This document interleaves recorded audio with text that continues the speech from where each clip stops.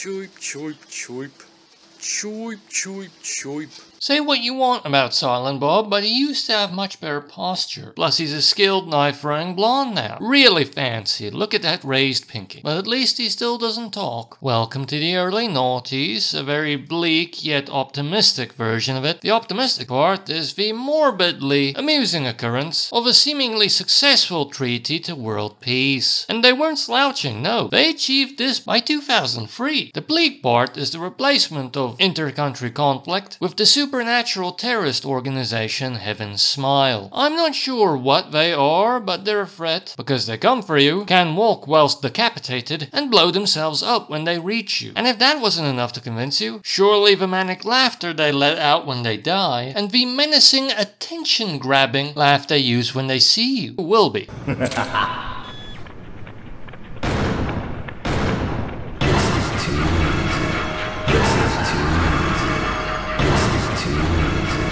And I think you play as KILLER7, a bunch of assassins with different superhuman abilities, specialized to take them on. And here's where things get complicated / cliched if you want to be harsh. They're all different personalities occupying the same entity. But the game is very upfront about it. So arguably that kind of implies that they know this, and perhaps there may be a reason as to why they can exist and interact as different people, instead of it being a tropey usage of multiple personality disorder. At least I hoped so. Felt that, in that sense, the story was a tad intriguing, as it kind of advertised that it probably wouldn't, in the way stories using this trope usually do, as a sometimes annoying twist. Whoa, I didn't notice all the signs. So I felt that the focus of the game was more figuring out the nature of their existence, who's in charge, why they exist, and at least some mild backstory to the personalities. But spoiler alert, they end it that way anyway, even though we already know that they indeed are multiple personalities. Some of the revelations were predictable, and other questions remained unanswered, or nonsensical, or at least confusing. But don't worry, I know I'm making this sound quite negative, but for those with enough imagination, we can easily figure out a way to sidestep this, fill in the gaps. And it's worth doing, because the journey was fun, asking the questions, and the plot is bizarre and the presentation surreal. Some missions deal in international tensions, while others go in a wildly different direction, like comic book artistry, with seemingly no connection, or maybe for those who focus more, can figure more of it out, see more of the connections. Maybe I'm just dumb. According to the wiki, there's a whole bunch of other story elements, but in all fairness, a great deal of the extra stuff I read in that wiki was probably gleaned by superfans who went through the effort to consult external sources. Although I still maintain, from what I saw in-game, still pretty convoluted probably, but in a good way. You regularly talk to ghosts or figments of your imagination maybe? They're kinda creepy and hard to understand. Maybe sound like subway conductors, if that joke isn't overused.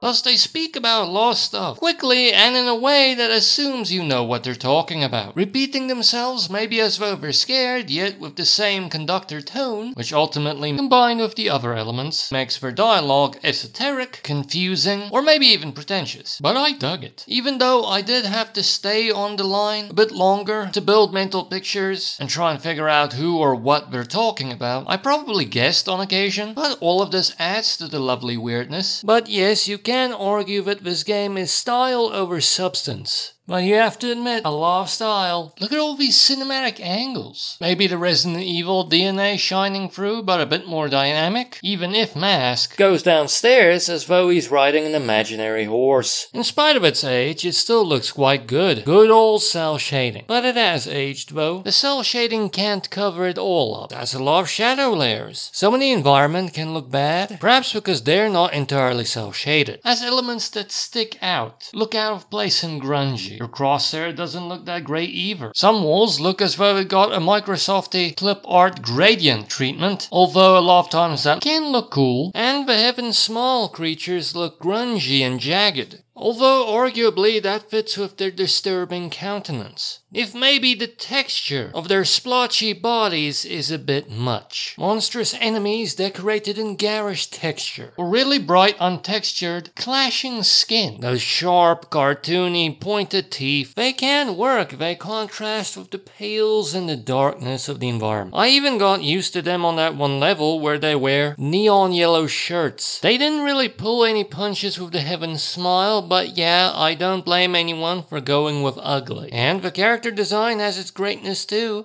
Garshan looks quite cool in his white suit, some sort of reptile and shoe combo. And the other personalities look cool too. Coyote's stereotypic vacation shirts, Katie's blood-splattered dress, Harmon's chair holstered 50 caliber. And the levels almost contain no humans, so usually they're quite eerie. Especially when you combine it with the fact that the Heaven Smile are initially invisible. Then you hear that laughter.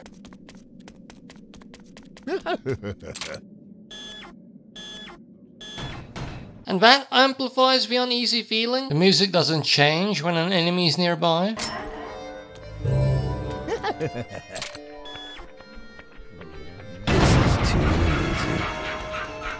Don't take away the cool and calm. So the smoother tracks sound rather unfeeling and unsympathetic during combat.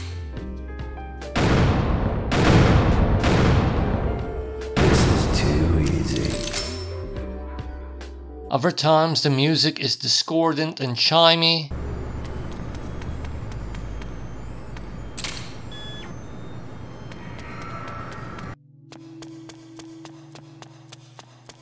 To help unnerve you, and on other occasions it's a bit more actiony.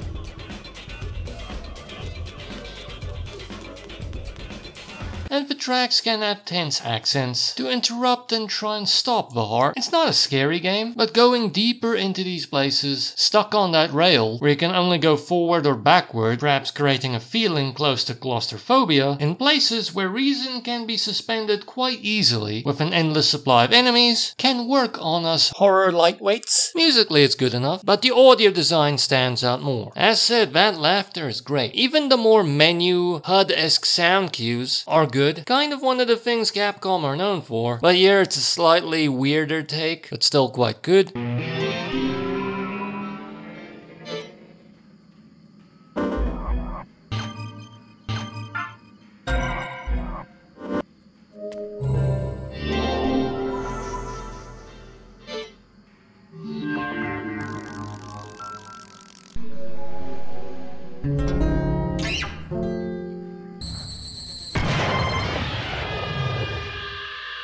Perhaps lengthier and a bit more boisterous than what they use in their survival horror games. Plus, your gun blasts are very satisfying.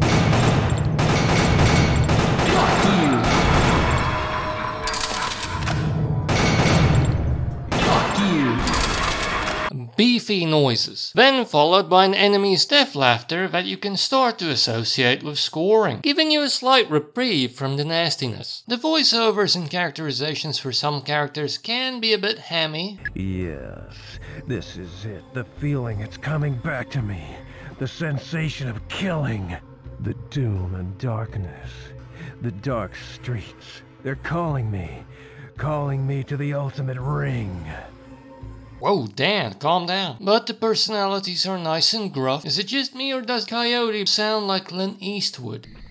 You're fucked. And on to the gameplay, it's an odd beast, unsurprisingly. It's an on-rail shooter where you control the movement on the rail, essentially. Go forward, turn around, select a route from branching pathways, or interact with points of interest. Even Heaven Smile has to follow that fixed route. You press and hold a button to aim in first-person view, and you press another button to scan and remove their invisibility. Then shoot them ideally in their weak spot, a grouping of yellow splotches, for an instant kill. And for some enemies, the weak points look obvious in a different way. Swap between personalities for preferred weapons and skills, as some enemies can only be killed by Mask's grenade launchers, or by an offensive power like Dan's Hellion. Also, they have non-combat abilities that help you to traverse the map and overcome obstacles. That's a pretty elaborate animation for what is effectively crouching. And I do mean obstacles rather than puzzles or secrets, because the map displays them them, as well as which personality to use to access them. And it's rare that this element offers any real challenge, but it does offer novelty. Go through the map and collect soul shells until you can pass through yet another surreal touch, the Vinculum Gate. It always looks this way, no matter where from you access it, from a multi-story building or someone's suburban mansion. Usually this leads you to the level's boss. Combat usually isn't that challenging. When you do die, you get transformed into a doggy bag, which Garshin has to collect. Sure, maybe if you want to be harsh, all of these weird elements are slapped together, but come on, you can't deny this game has creativity. If Garshin dies, then the game's over. But it's generally not that hard because you brown bag before boss rooms, even if you died to a boss, and the personality resurrects with full health after automatically taking you to the save room, so you don't even have to deal with in-between enemies, leaving those you encounter on the way to your bagged colleague. The game even has an RPG mechanic. You earn thick blood, those dots they violently expel upon death, to upgrade various elements of the character, and you sort of just make use of it after a while in the level when you're close to a save room. It does make things easier, but a lot of times they really don't need to be. Enemy design is also quite imaginative. Sure, a lot of them share that texture, but some of them have weird ways of moving towards you. You get to shoot at a transformer, except one filled with bodily fluids. Thick blood indeed. Not wildly unique, but having them work out your aiming by trying to hit the sweet spot on a rolling ball can make your near static nature feel a bit more action-packed. And each boss battle is a unique hook. If one or two of them can be a bit hard to wrap your head around, how am I supposed to dodge their attacks or actually hit her? I haven't played many on-rail shooters, so I'm going to compare this game to FPSs in general, but I assume their length is strengthened through the use of credits in an arcade. So I believe that this game is probably the longest, if not one of the longest, examples in the genre, as it took me about 16 hours to complete it. And once you do that, you unlock Killer 8. I'm not exactly sure what that does, but I think one of the things it gives is Bloodbath difficulty, where the Heaven Small either don't have weak spots, or those weak spots are invisible permanently. So if you want that extra challenge, I'm not gonna go through that. The game is kind of cheap on Steam, 335 Rand full price, 83 Rand 75 on sale. That's 5 Rand 24 per hour of gameplay, which is okay. I've seen better, I've seen worse. And to download, it isn't ideal, but it's not that big, as it takes up 2.29 gigabytes on the hard drive, but it does work on the Warhorse fairly well, I'd say. I've seen the frame rate drop to as low as 30 during a cutscene, and the short and static video transitions to other personalities jolts to maybe low 40s. The frame rate drops when you choose a path, about 45 to 46 frames per second, and during the test that was in Harmon's room, an area where not much was going on, except for a branching pathway that would pop up, asking whether you wanted to go to the TV or further into the room, and someone to talk to further in. Outside I saw it go as low as 30, once again, drop to between 29 to 31 frames per second when one of the Heaven Small exploded on me, and general fighting during an early section was in the mid-40s to 50s, and it took long to exit after playing, so on the Warhorse it wasn't stable frame rate wise, wasn't consistent, but still I argue playable, quite playable perhaps. Stereotypically the game isn't really kid friendly, it's quite violent if generally not that detailed, they swear in it, there's some suggestive language, some sex, not graphic but you see it, a hanging man, child trafficking, creepiness, and possibly further dark locations. For instance, what happened to the woman sitting in the chair at the end? Plus some people won't like the fact that an aspect of mental health is used as a game mechanic. Visually the game is very good, graphically it has aged, but the cell shading holds out beautifully, but not completely. The character design of the personalities is nice, but the Heaven Smile and some of the environments do look bad. If the grunginess of Heaven Smile can at times suit them, maybe it's mainly how badly the segmented approach to light sources has aged. Things are just off. Transition harshly. And to see your characters in nice cinematic views. The game has great audio design and decent music. The music gives tension, usually. And the stairs music is delightful.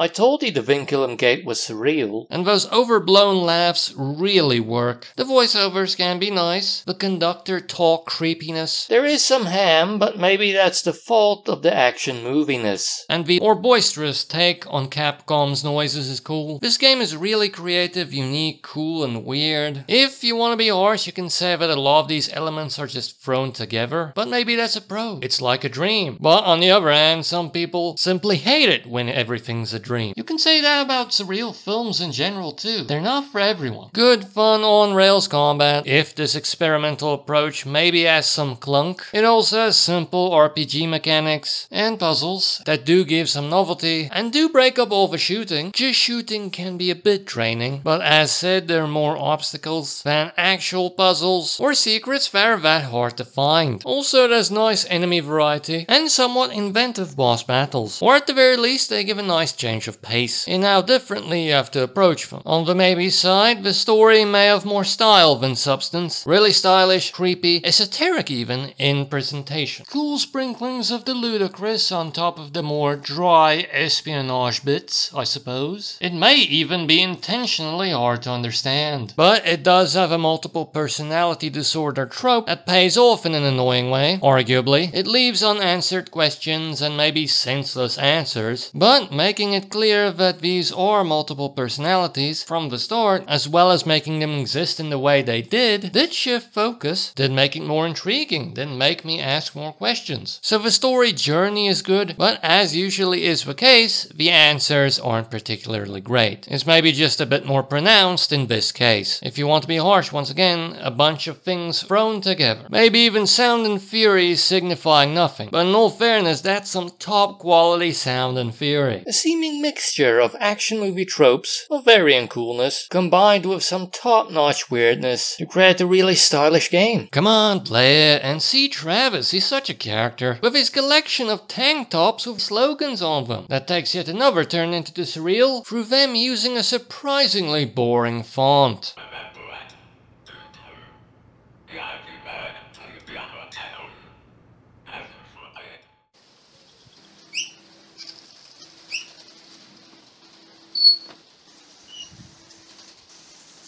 Choip, choip, choip.